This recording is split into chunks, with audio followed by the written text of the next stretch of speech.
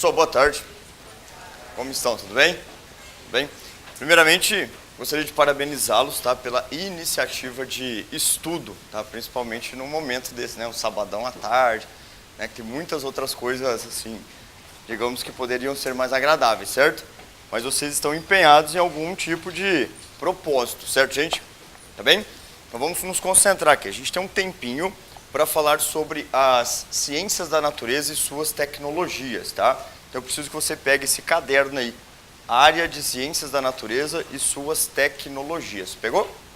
Pegou? Muito bem. Gente, como é a primeira aula, e eu sou professor de biologia, no caso, tá? Nós vamos falar um pouquinho desta parte da ciência, a ciência da biologia, tá bem? Então eu gostaria de colocar alguns pontos para vocês a respeito do que nós vamos trabalhar de uma certa forma, né? E também a respeito do que você precisa conhecer, que você tem que saber, tá bem? Para otimizar o tempo aqui, eu vou ler algumas coisas, tá, pessoal? Para não ficar anotando no quadro, a gente vai direto para os exercícios posteriormente, tá? Então, para eu agilizar aqui, ganhar um pouquinho de tempo, ó, as ciências da natureza, no caso, o Enem, propriamente, pessoal, nos cobra, quanto à questão da biologia, alguns tópicos, alguns temas centrais voltados para o ensino médio, tá? Esses tópicos voltados para o ensino médio, eles podem ser distribuídos em temas do tipo ecologia, que é o que mais cai, né? No Enem, o tema mais cobrado é ecologia. Depois vem os demais, vem a parte de citologia, vem a parte de evolução, vem a parte de bioquímica, entre outras coisinhas, tá bem? Mas o que o programa nos apresenta? Vou ler aqui, ó. Conceitos básicos do pensamento biológico e a compreensão do atual desenvolvimento tecnológico. É isso que a grade, no caso, que o MEC, né, coloca para a gente. Então você tem que ter conhecimento básico da ciência, no caso a biologia, aí tem a física, tem a química, que entra nesse mesmo tema aqui, tá? E aí na biologia, esses conceitos básicos, geralmente vocês aprendem onde, gente? Onde? No ensino médio, certo? Só que tem algumas pessoas que fazem muito tempo que não faz o ensino médio. E aí ela pensa assim, puxa, então eu estou fora do processo. Não, por quê? Porque o cotidiano, pessoal, o chamado senso comum, aquilo que você sabe do dia a dia, também pode e vai ser usado com muita frequência, principalmente na parte de biologia, na parte de ecologia, tá? Então, as competências que nós precisamos desenvolver são agrupar conhecimentos pontuais, conhecimentos técnicos, né, nomes, nomenclaturas e determinados tipos de assuntos básicos dentro da biologia, no meu caso, tá, com o que você já sabe, né? Todo mundo aqui tem um senso comum, todo mundo aqui tem uma interpretação de cotidiano, tá legal? Só que aí você tem que adaptar esse senso comum a alguns conhecimentos mais restritos, né, digamos assim, mais científicos, aquele que você obtém no ensino médio, tá legal? Bom, dentro desse contexto geral, pessoal, para que a gente precisa fazer isso? Para ter uma certa resolução de problemas, né? Nós temos os alunos de ensino médio com determinados tipos de problemas para serem resolvidos. E aí que está a competência de resolver esse tipo de problema, né? Problemas diversos do dia a dia, tá bem? Hoje eu me deparei com uma cena assim, na hora que eu estava vindo para cá, eu fico extremamente irritado quando eu vejo isso, tá? Dois meninos, assim, dentro de um carro, um jogou um papel, o motorista jogou um papel na sua esquerda e o seu carona jogou uma bituca de cigarro na direita, ao mesmo tempo. Esse tipo de coisa, pessoal, é que acaba causando problemas diversos para a sociedade como um todo, não é?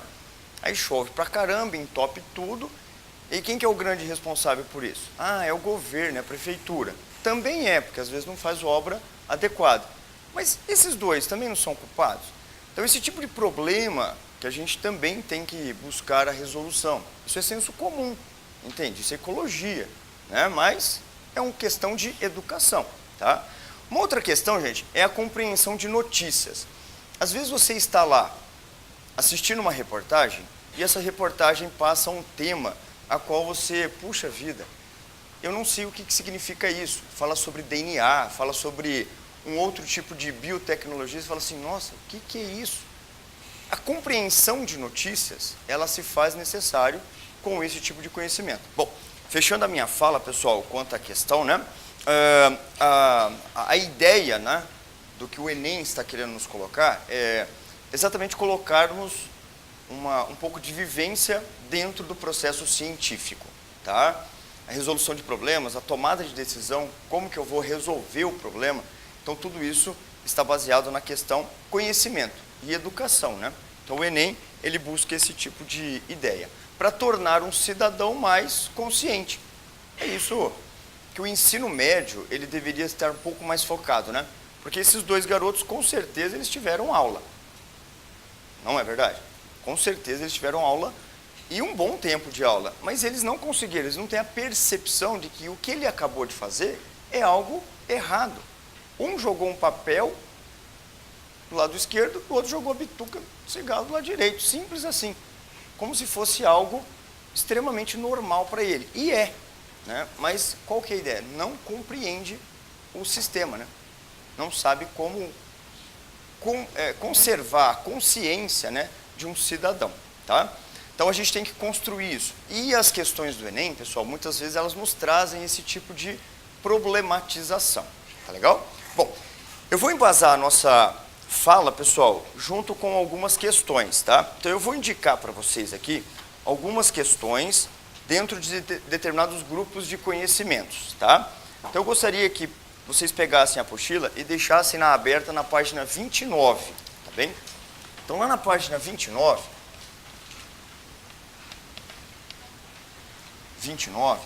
nós vamos resolver uma questão, pessoal, que é o exercício número 1. É da competência H3, tá? Que eu gostaria de fazer uma breve leitura com vocês desse H3 e o exercício número 1. Mas, por favor, não resolva o exercício ainda, tá? Só deixa ele aberto aí para a gente ganhar um certo tempinho, tá bem? Deixa eu abrir o meu também aqui.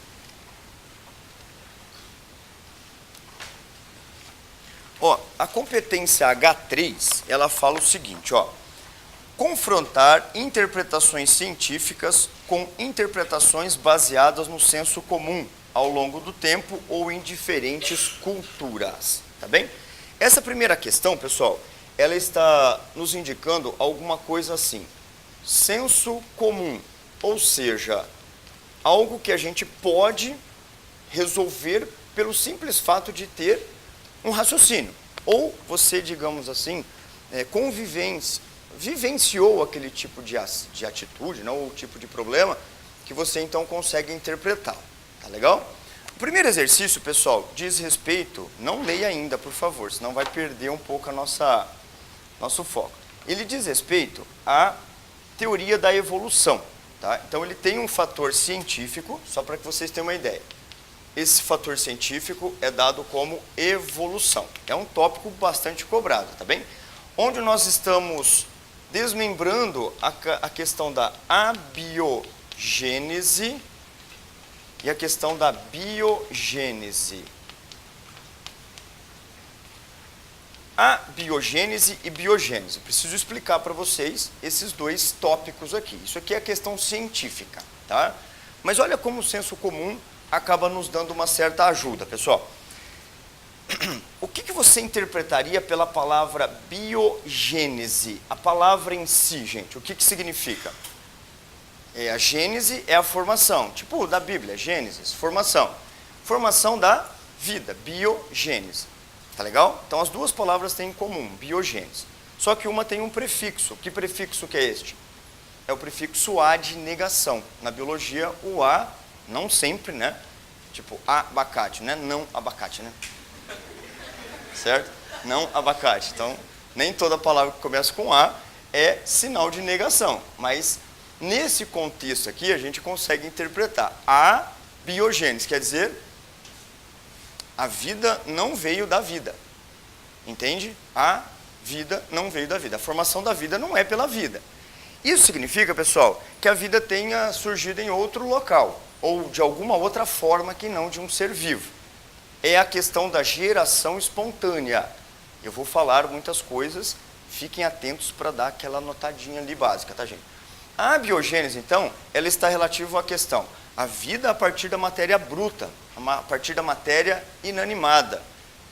Essa parte aqui, gente, da evolução, ela nos explicaria mais ou menos assim: um sapo poderia ter, ou pode surgir a partir de uma rocha, de uma pedra, como a gente chama vulgarmente as rochas.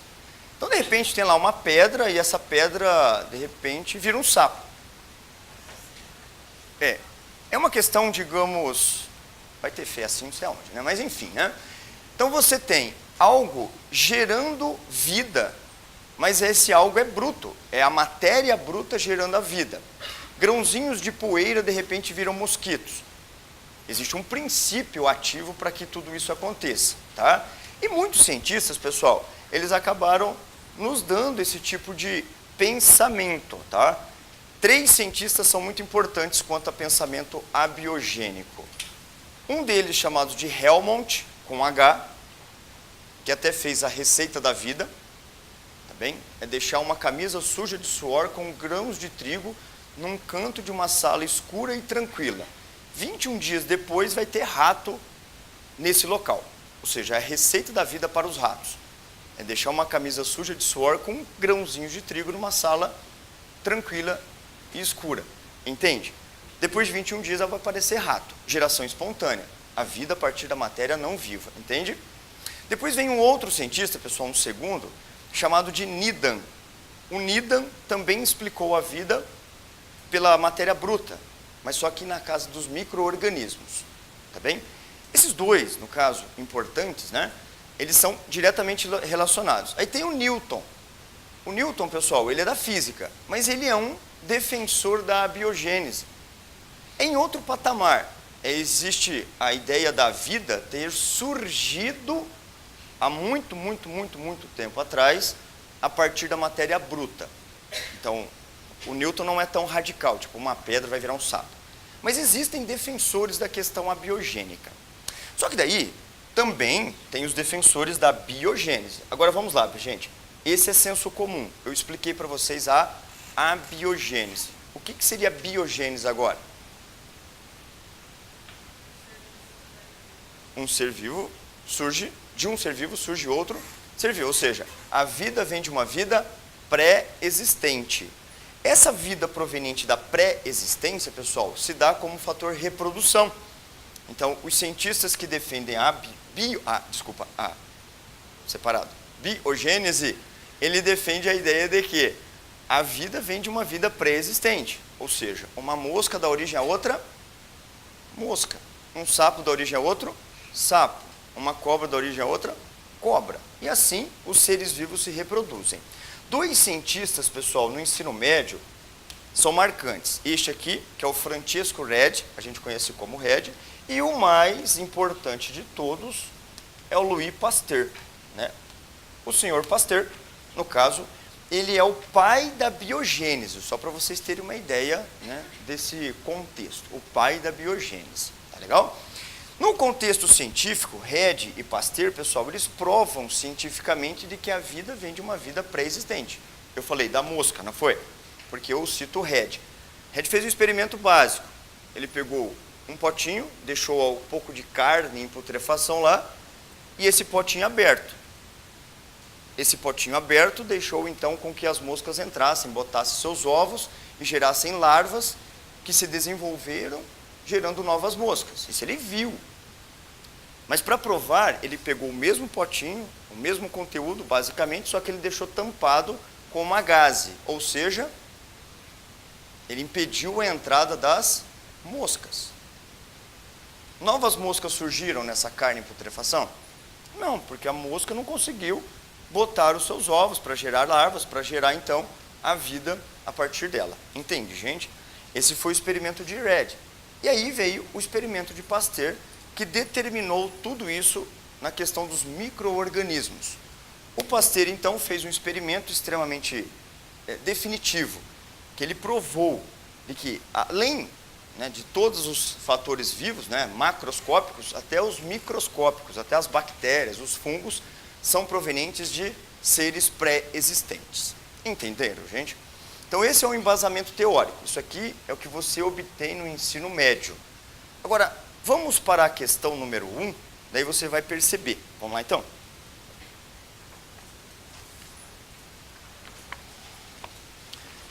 Vou fazer a leitura, tá? Essa é uma questão que caiu no Enem de 2012. Em certos locais, larvas de moscas criadas em arroz cozido são utilizadas como iscas para pesca. Alguns criadores, no entanto, acreditam que essas larvas surgem espontaneamente do arroz cozido, tal como preconizado pela teoria da geração espontânea. Essa teoria começou a ser refutada pelos cientistas ainda no século XVII, a partir dos estudos de Rede e Pasteur, que mostraram experimentalmente que, por favor, resolva.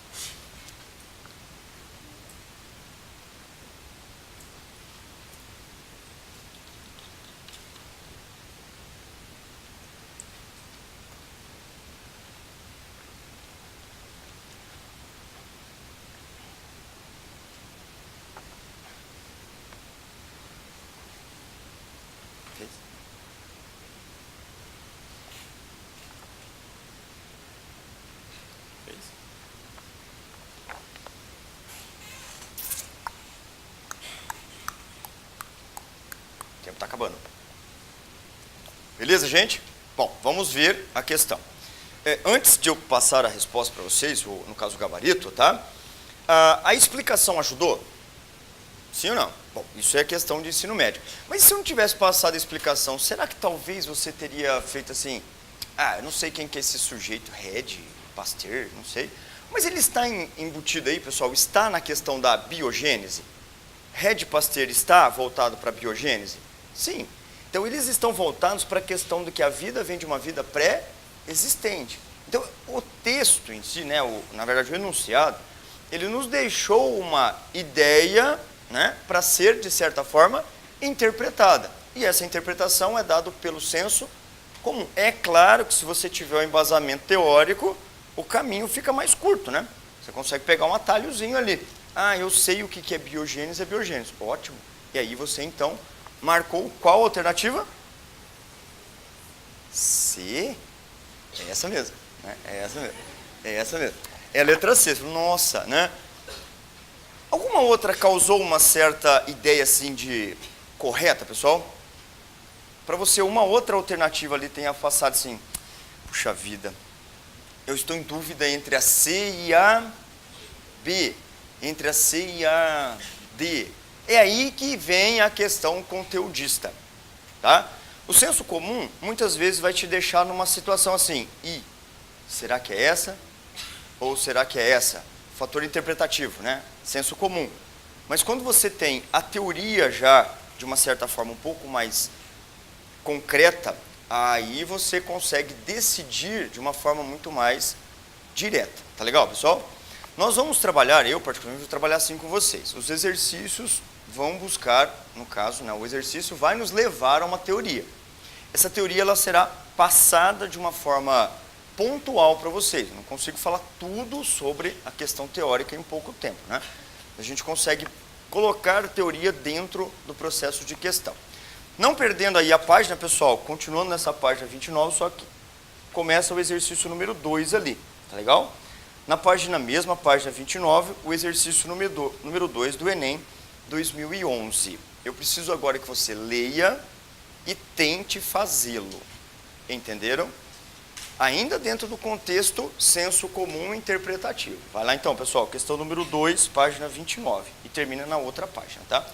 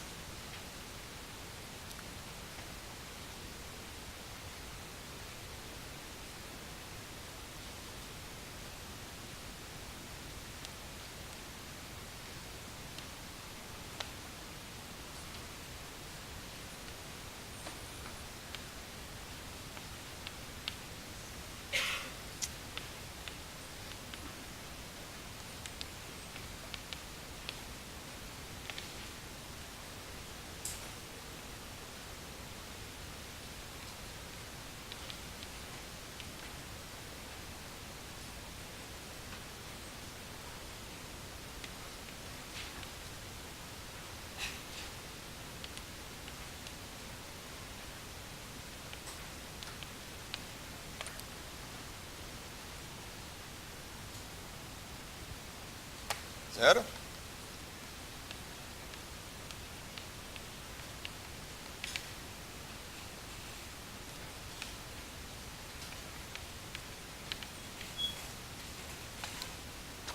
Beleza? Bom, creio que todo mundo tenha marcado uma alternativa aí, certo, gente? Sim?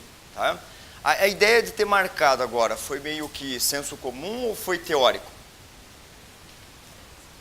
E agora? Foi mais ou menos assim, fator interpretativo, eu acho que é. Ou foi pelo fator assim, eu acho, mas por isso eu tenho certeza que é esta. Qual foi a ideia de resolução nesse momento, gente, vocês? Esse meio, eu acho que é. Sim? Bom, vamos para a alternativa, pessoal, pelo seguinte, ó, vamos lá. Eu vou ler agora, a gente vai acompanhando. Diferentemente do que o senso comum acredita, as lagartas de borboletas não possuem voracidade generalizada.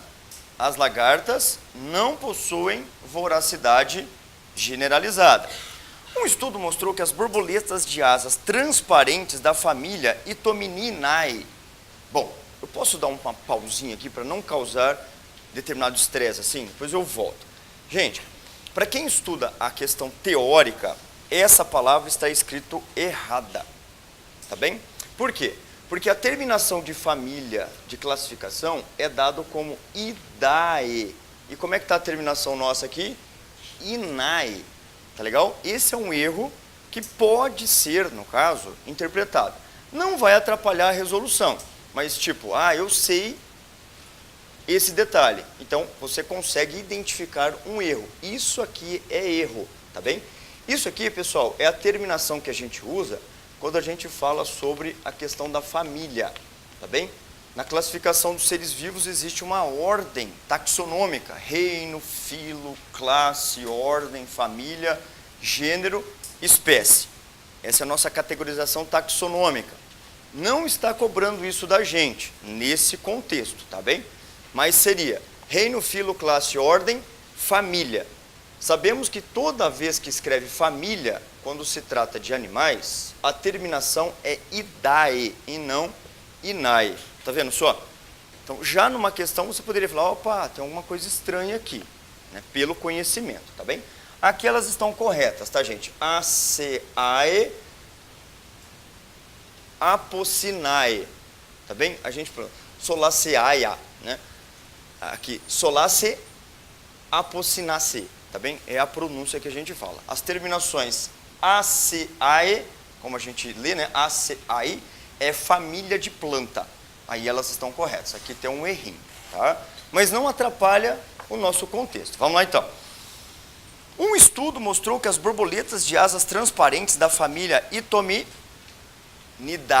ou Itominidae, comuns na floresta amazônica e na Mata Atlântica, consomem, sobretudo, plantas da família Solaceae, tá? Que é essa daqui, é a primeira planta, a Solaceae, beleza? A mesma do tomate. Contudo, os ancestrais dessas borboletas consumiam a espécie vegetal, ou as espécies vegetais da família Apocinae, tá bem? Mas a quantidade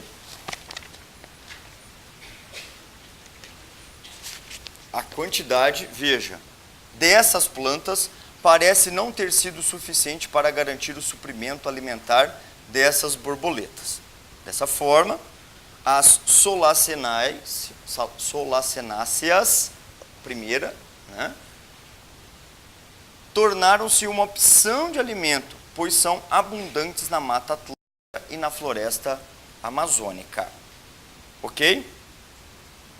Nesse texto, a ideia do senso comum é confrontada com os conhecimentos científicos, ao se entender que as larvas das borboletas Itominidae, encontradas atualmente na Mata Atlântica e na floresta amazônica, apresentam A, B, C, D. Qual foi, gente? Letra C. Viu só? Vamos uma por uma para a gente mostrar o caminho. Facilidade em digerir todas as plantas desse local. Ele não tem voracidade generalizada, então pelo texto você já descarta essa. Interação com as plantas hospedeiras da família Apocynaceae. Interação com a família Apocynaceae. Letra B. Letra C. Adaptação para se alimentar de todas as plantas desse local. E aí, pessoal?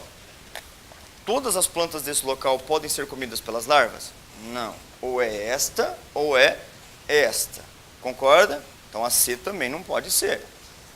Letra D. Voracidade indiscriminada por todas as plantas existentes nesses locais. É o mesmo contexto. Não tem voracidade generalizada. Letra D está fora. Especificidade pelas plantas da família Solacenae existentes nesses locais. E aí, gente? Mas e se tiver uma Apocynaceae, ela vai comer? Vai. Então ela pode comer os dois vegetais. Qual que é a resposta, pessoal? É a letra B de bola. A letra B, interação com as plantas hospedeiras da família, no caso, Apocynaceae. Tudo bem?